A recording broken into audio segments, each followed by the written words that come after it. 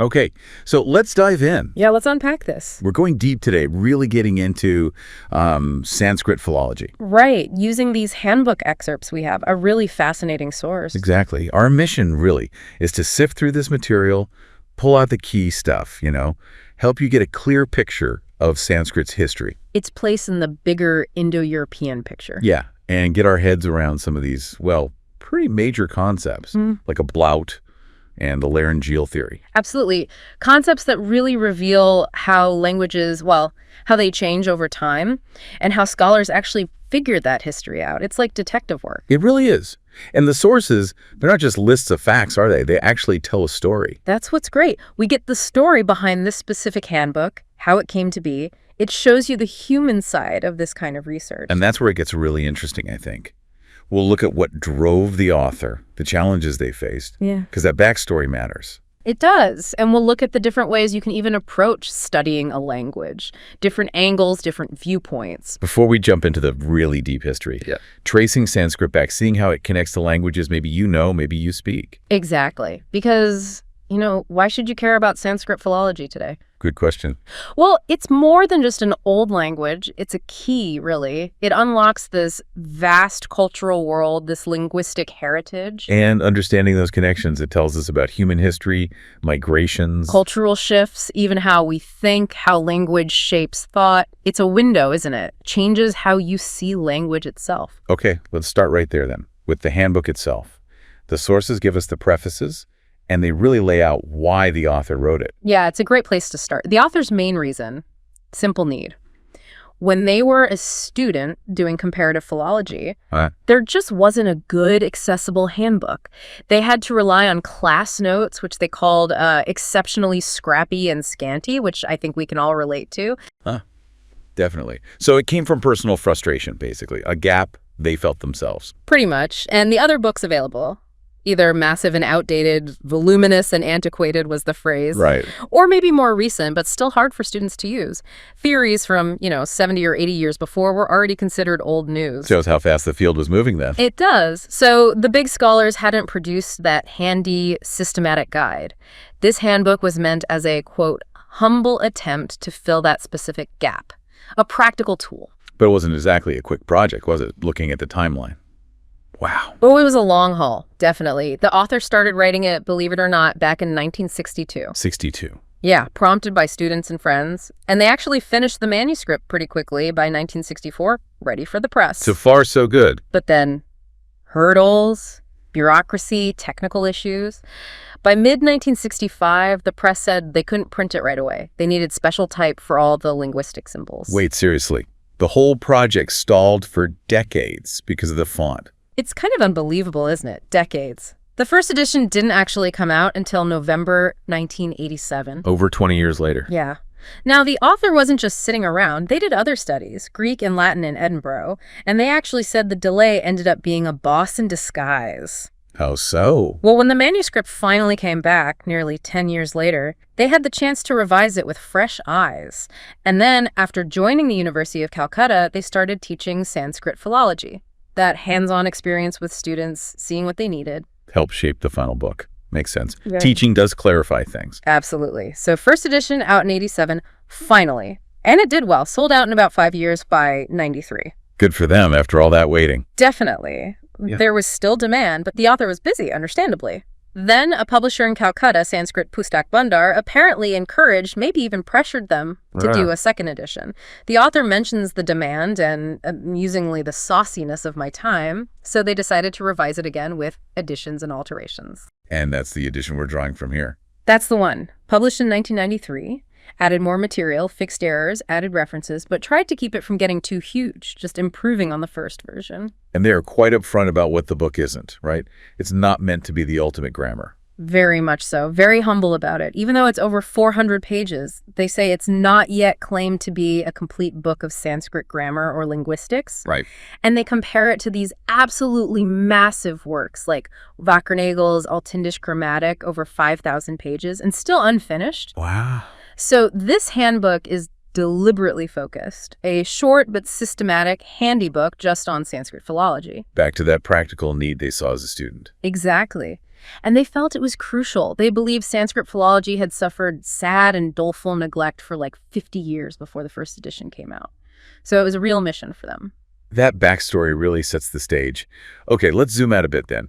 You mentioned language having a history and evolution. The sources really emphasize that. It's fundamental. Every language has a past, earlier forms and antecedents, and it evolves sometimes into completely new languages, descendants, like a family tree. And the handbook outlines different ways we can look at that process, different perspectives. Yeah, 4 main approaches mentioned. First, there's descriptive or synchronic. Think of it like a snapshot. Okay. You study the language as it is at one specific time. Its sounds, grammar, vocabulary, rules right then. MacDonald's Vedic grammar or Whitney's Sanskrit grammar are given as examples. They describe the system at that stage. So like describing modern English or Shakespearean English, focusing just on that period. Exactly. Then second, you have historical or diachronic. This is looking at the change over time. The evolution part. Right. How sounds shifted, grammar changed, words came and went, tracing the story. Edward Vernon Arnold's work on Vedic historical grammar is mentioned here. So tracking how a word like night changed pronunciation from Old English, that's historical. Precisely. Third is comparative or penphonic. This is where it gets really exciting for deep history. You compare features, sounds, words, grammar across different languages believed to be related. From the same family. Yes. And this comparative method basically created the whole field of comparative philology.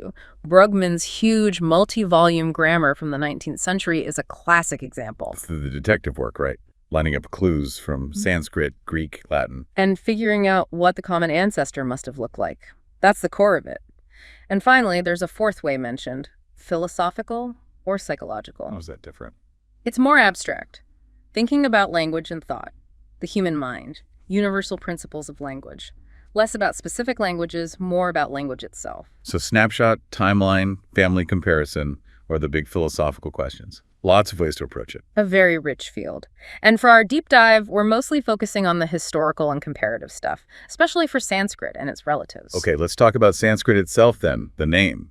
It's not as old as the language. That's right. The sources point out the name Sanskrit is actually late origin. You don't find it in the earliest Vedic texts. Really? The language of the Vedas isn't called Sanskrit in the Vedas. That's surprising. Yeah, it is a bit counterintuitive. The sources don't really elaborate on why the name came later, but they do say modern philologists often prefer the term Indo-Aryan for the whole language group. Indo-Aryan, why that? It connects the language family to the Arya people, and the word Arya itself means noble. So Indo-Aryan is a broader term for this family associated with those people. It's maybe more historically accurate for the whole group than the later term Sanskrit. Got it. And geographically, where did this group start? Originally, northern India seems to have spread generally eastward from the northwest, but its influence went way beyond that. All over India, into Southeast Asia too. It carried Indo-European culture far and wide. And how was it viewed back then, compared to, say, local languages? The sources mentioned some interesting opinions. Yeah, it wasn't universally seen as, the best or most beautiful language for everything. Figures like Rajikara around 900 AD actually said Sanskrit was harsh, while Prakrit, the sort of everyday Middle Indo-Aryan languages, was sweet. Like the difference between a man and a woman, he said. Implying Sanskrit was rigid, learned, formal. And Prakrit was more natural, maybe? Maybe more fluid, yeah. Right. Then you had others like Damodar and Musha calling the local languages corrupt forms of Sanskrit, a very prescriptive view. And Vidyapati in the 15th century felt that Prakrit poems had more feeling, more sentiment, that Sanskrit couldn't quite capture. So this tension between the high-status, learned language and the local vernaculars goes way back. It wasn't always just Sanskrit is best. Exactly. Shows a complex reality. The sources then give us a really useful timeline, breaking down the development of Indo-Aryan over roughly 3,500 years. Let's walk through that quickly. Okay, 3 main stages: Old Indo-Aryan, Middle Indo-Aryan, and New Indo-Aryan. Old Indo-Aryan, or OIA, is roughly 1500 to 500 BC. The earliest phase. Right. Includes the Vedic texts, early, middle, late Vedic. And within this period, you get the development and standardization of classical Sanskrit, often linked to the grammarian Patni, maybe around 600, 400 BC. So Vedic is the older stuff. Classical Sanskrit is a refined version from within that OIA period. Basically, yes. Classical Sanskrit is seen as a continuation, but one that got codified by grammarians like Patini, whose rules became incredibly influential. Then comes Middle Indo-Aryan, MIA, the secondary Prakrits, roughly 600 or 500 BC to 1000 AD. What languages are in this stage? Languages like Pali, very important for Buddhism, various other Prakrit dialects you find in plays and literature, and a later stage called Apabhramja. These are the languages of many ancient inscriptions, too. Got it. And the third stage? New Indo-Aryan, NIA, the tertiary Prakrits, starts around 1000 AD and goes right up to today. These are the modern Indo-Aryan languages spoken across India and beyond: Hindi, Bengali, Marathi, Punjabi, Nepali, Sinhala, dozens of them. That's a great roadmap, from Vedic hymns to the languages of millions today. But Sanskrit, as you said, is part of an even bigger family. A much bigger family, the Indo-European family. This is the huge discovery that languages from Iceland all the way to India share these fundamental similarities. Not just random words, but patterns. Systematic patterns, sounds, grammar, basic words. Too consistent to be chance, they must have come from a single common ancestor language. The famous Proto-Indo-European, PIE. PIE. And it's crucial, like you said, this language is hypothetical, it's reconstructed. We don't have PIE texts. Linguists rebuilt it by comparing all its descendants. And finding the right name for this ancestor wasn't straightforward either.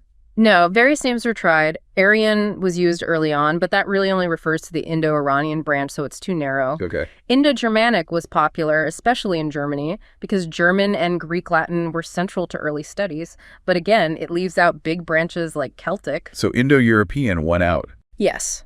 It geographically covers the main spread, from India to Europe. It's the standard term now. The big question, though, where was this PIE spoken? The original homeland? Still up for debate, isn't it? Oh, hugely. The sources call finding the homeland mere guesswork. Scholars have proposed almost everywhere you can imagine across Eurasia. Like where? The text lists possibilities like India itself, Mesopotamia, Armenia, southern Russia, the Danube Valley, the Baltic region, Ukraine, even Austria-Hungary. It's all over the map. Literally. Shows how hard it is to pinpoint origins thousands of years ago. It really does. What we do have are the earliest written records from the different branches. Those are the key pieces of evidence. Because they didn't all start writing at the same time. Exactly. Different groups, different migrations, different timelines for literacy. These earliest texts are gold mines because they show us the languages closer to when they branched off from PIE. What are some of the earliest ones mentioned? Well, Sanskrit is way up there with the Vedic texts, maybe starting around 1500 BC. Greek has Homer, maybe 800, 700 BC. Old Iranian, Avestan, Old Persian, around 700, 500 BC. Latin inscriptions start around 600 BC. So those are really ancient. What about others? Then you get Gothic much later, 4th century AD Armenian, 5th century AD Tocharian, 7th century AD Balto-Slavic, Old Church Slavonic, 9th century AD Celtic inscriptions around then too.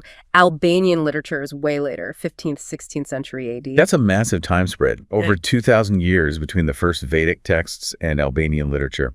Must make reconstruction tricky for the later ones. Absolutely. The older the evidence, generally, the more valuable it is for figuring out the parent language. And the reason we're sure there was a parent language is those systematic similarities. Yes. It's the consistency. When you see the word for father starts with P in Sanskrit, Pitar, Greek, Pater, Latin pater, and F in Gothic. Fadar, which is a predictable sound shift. And the endings are similar. And you see the same kind of regular relationship for mother, brother, dog, 10, 100, across scores of basic words and grammar points. It can't be coincidence. Exactly. It points overwhelmingly to shared ancestry. The sources have that great example, the parable of the prodigal son translation. Ah, yes, Chatterjee's reconstruction. It's really effective, seeing the English, then Greek, Latin, Gothic, and then reconstructed Vedic and PIE versions side by side. What does it show? It shows the underlying structure. Phrases like, father, give me the portion.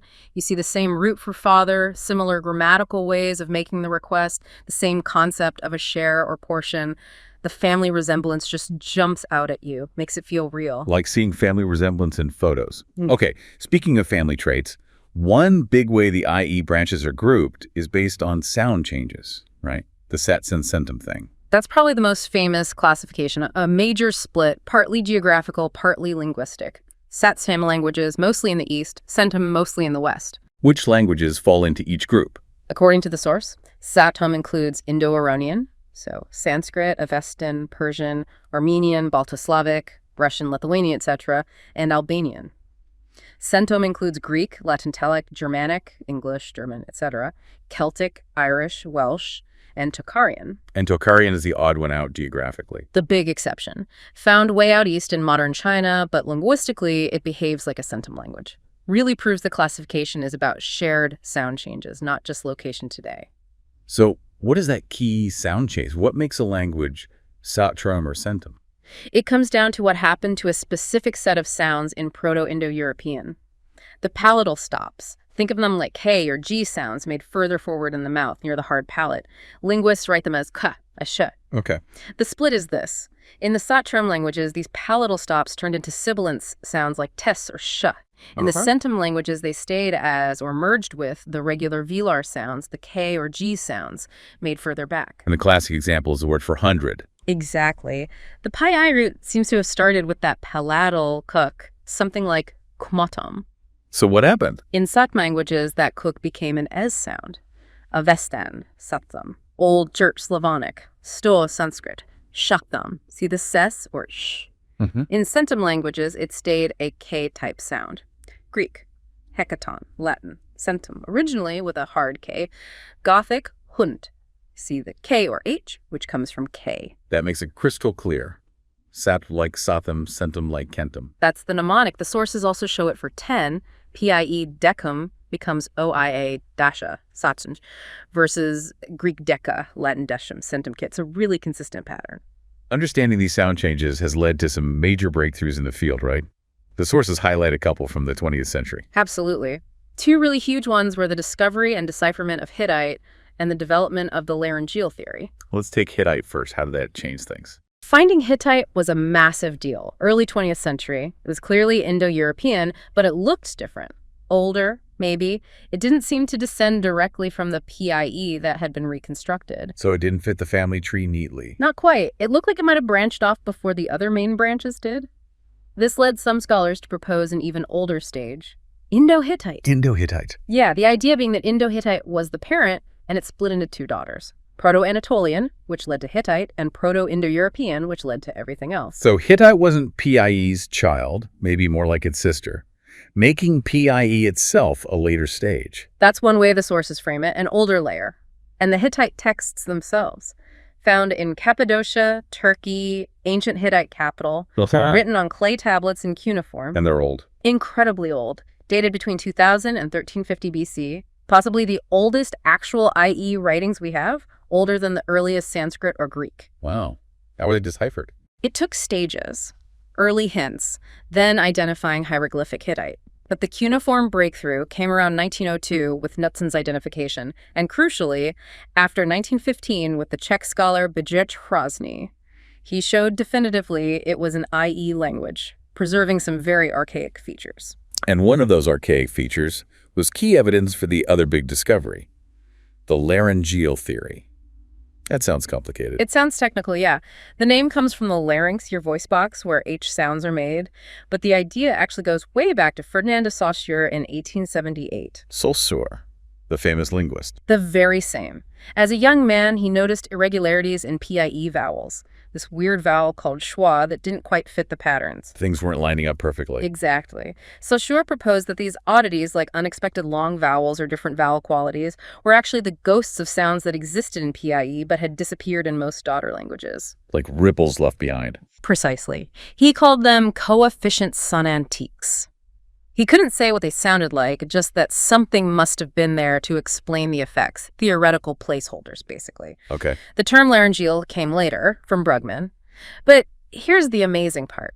Decades after Saussure's theory, Hittite is deciphered. And it actually has an A-like sound in places where Saussure's theory predicted one of these missing sounds. No way. Hittite provided physical evidence for a purely theoretical sound proposed decades earlier. It's one of the most stunning moments in linguistics. A language nobody knew existed confirmed this abstract hypothesis based purely on internal reconstruction.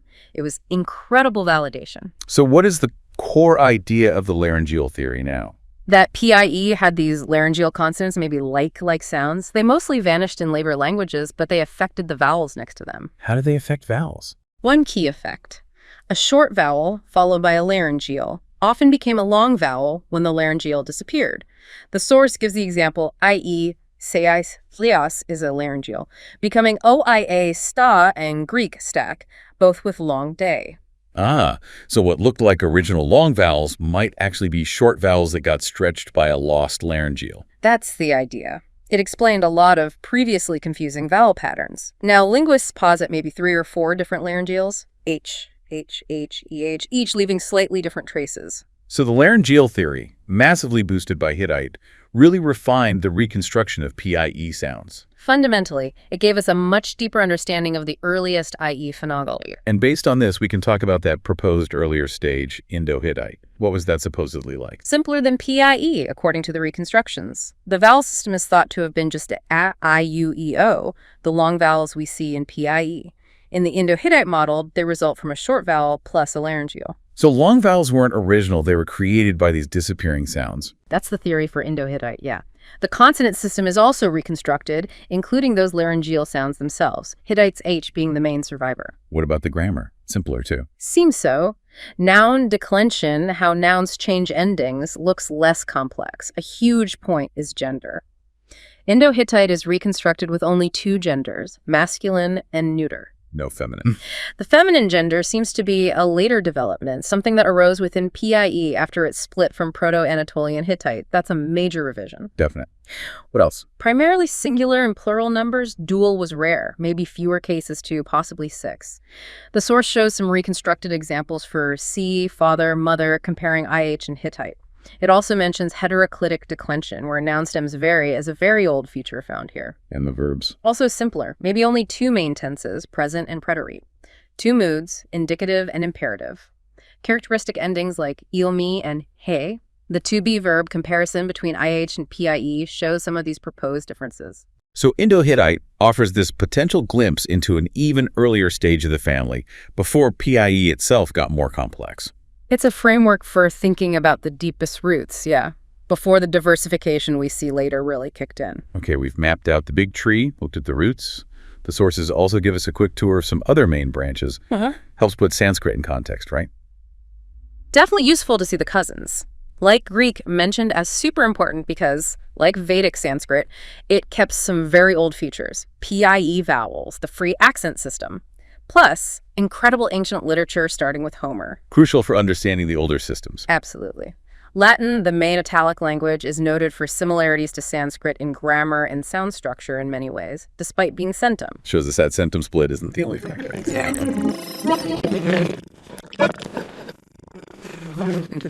Northwest, famous for its big sound shifts, Grimm's law and Verner's law. You really need to know those to understand Germanic languages, and things like weak verbs developed there. The Germanic fingerprint. You could say that.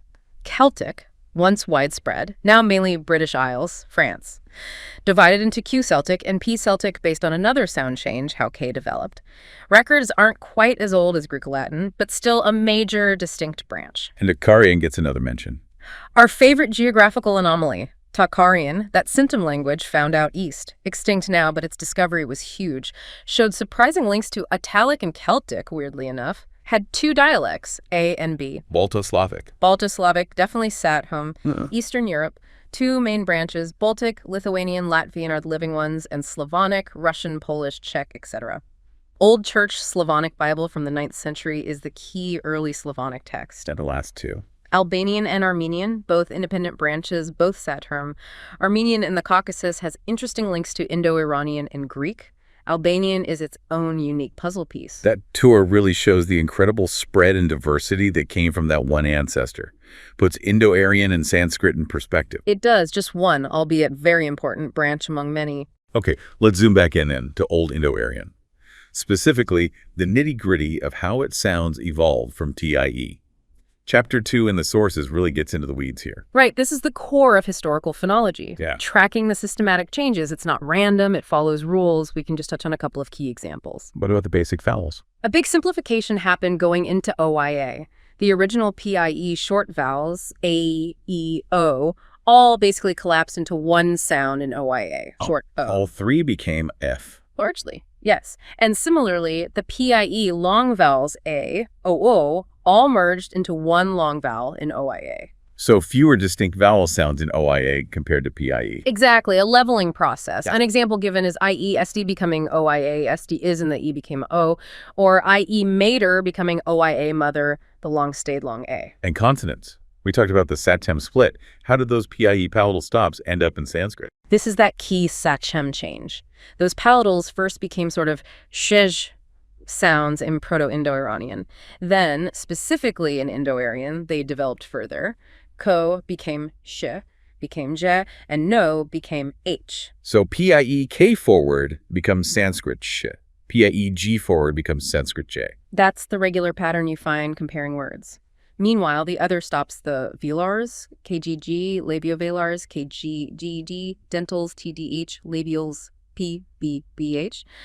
They had their own paths, sometimes staying similar, sometimes changing depending on nearby sounds, like palatalization near front vowels related to Kaulitz's law. That sounds incredibly detailed to track. It is, but it's the regularity that matters. By comparing hundreds of words, you establish these sound laws. Another key change mentioned is cerebralization. Cerebralization. Yeah, where dental sounds like T, D, N, S sometimes became retroflex sounds that arc have been made with the tongue curled back, often triggered by nearby sounds like R or S.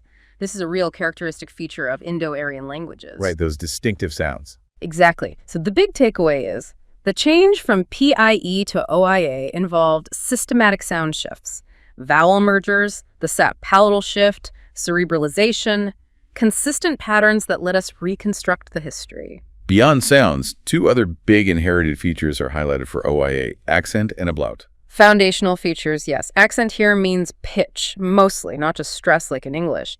PIE had a free accent. Its position could change in a word. And Vedic Sanskrit, like ancient Greek, preserved this free pitch-based system remarkably well. How was it marked in the texts? With little marks indicating pitch. Udatta high, anudatta low, svarita falling. And this wasn't just decoration. Accent was crucial for meaning in Vedic. The same sounds could mean different things based on pitch. Absolutely. The sources give examples. Apas, accent first syllable, means work. Apas, accent second syllable, means active. Aga is limb. Aga is an emphatic particle. Pitch was part of the grammar. Very different from English stress. It is. And that free PIE accent is thought to be a major cause of the other phenomenon, ablaut. Vowel gradation. What is ablaut exactly? It's a system of vowel alternation you see in related words, or different forms of the same word. The vowel in a root changes predictably. It comes from old PIE sound laws, largely tied to where the accent fell. Vowels in unstressed syllables often got reduced or disappeared. Like a secret vowel code connecting related words. That's a good way to put it. The root vowel appears in different grades depending on the original accentuation. Different grades. Usually three main ones: strong or normal grade, often with E or O; lengthened grade, with the corresponding long vowel, O or O; and weak or reduced zero grade, where the vowel is shortened, changed, or lost completely. Can you give an example? The classic is the root pefut. Strong grade gives Greek pedos, Latin pedis. Weak zero grade, where the E drops out, gives OIA pat in compounds, Gothic futus with lengthening effects.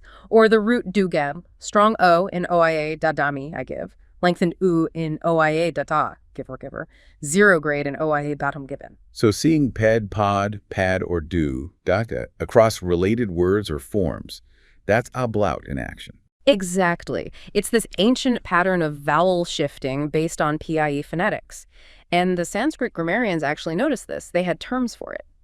Gut for the strong normal grade, vradi for the lengthened grade. Samprasara was their term for a specific type of weak grade involving semivowels. So ablaut is a powerful tool for tracing word histories and seeing connections, even when the vowels look different now. It really reveals that deep structure and how pronunciation changes reshaped words over millennia. Okay, to finish comparing Sanskrit's relatives, the sources look closely at the Old Iranian languages, Avestan and Old Persian. They're siblings, right, from Proto-Indo-Aryan. Very close siblings, yes. Indo-Iranian is a major Saturn branch, and OIA, Avestan, and Old Persian are its oldest documented members. Comparing them is super informative. Let's start with Avestan, language of the Zoroastrian texts. Correct, the Avesta. It's closely related to Old Persian. The history of the text itself is complicated, collected, lost, remembered orally, written down late. But the religion and rituals in the Avesta show striking similarities to Vedic India, reflecting that shared Proto-Indo-Iranian culture. And the language itself, how close to OIA? Very close. especially grammatically. Vowels mostly match up well. OIA asti, asti ves. Differences are interesting, though. Avestan simplified some palatal sounds compared to OIA, where OIA had sh, JH. Avestan mostly has C and J. Avestan also kept some voiced Z-like sounds that changed in OIA. How about grammar? Nouns, verbs. That's where the similarity really shines. Noun declensions, verb conjugations, extremely similar systems. Avestan sometimes even keeps older forms than OIA. The source shows paradigms for sacrifice, yajiasna, and the endings line up beautifully. How you form comparative superlatives, basic numbers, pronouns, all very alike. And the verbs. Again, extremely close structure. Moods, tenses, conjugations. Comparing the verb to bear shows amazing parallels. There are differences, naturally. Avestan forms the future tense differently. How they use the augment for past tenses differs slightly, but the underlying system is clearly the same. Like twin languages that just started drifting apart. Exactly. Gives us a great snapshot of Proto-Indo-Aryan just before the split. What about Old Persian, known from those big royal inscriptions? Yeah, Darius the Great, Xerxes, etc. Late 6th century BC onwards. The sources call it complementary and supplementary to OIA. Its grammar, its morphology is very close to OIA. But interestingly, its sounds, its phonology diverged a bit more than Avestan did. Wait, grammar closer, but sounds further apart. That seems odd. It does, but that's what the data suggests for some features. For instance, R and L, Proto-Indo-Iranian, had both. OIA kept both. Avestan mostly kept R. Old Persian merged L into R. So, OIA loka, world, corresponds to OP rauka, related concept. Diphthongs changed differently too. And those voiced aspirates, BH, DH, GH, which stayed aspirated in OIA Avestan, became voiceless F sounds in Old Persian. But the grammar remained similar. In many ways, yes. Old Persian kept some really old case endings, like instrumental plural bija, also in Sanskrit. Comparative superlative formation is similar. But it also simplified things compared to OIA.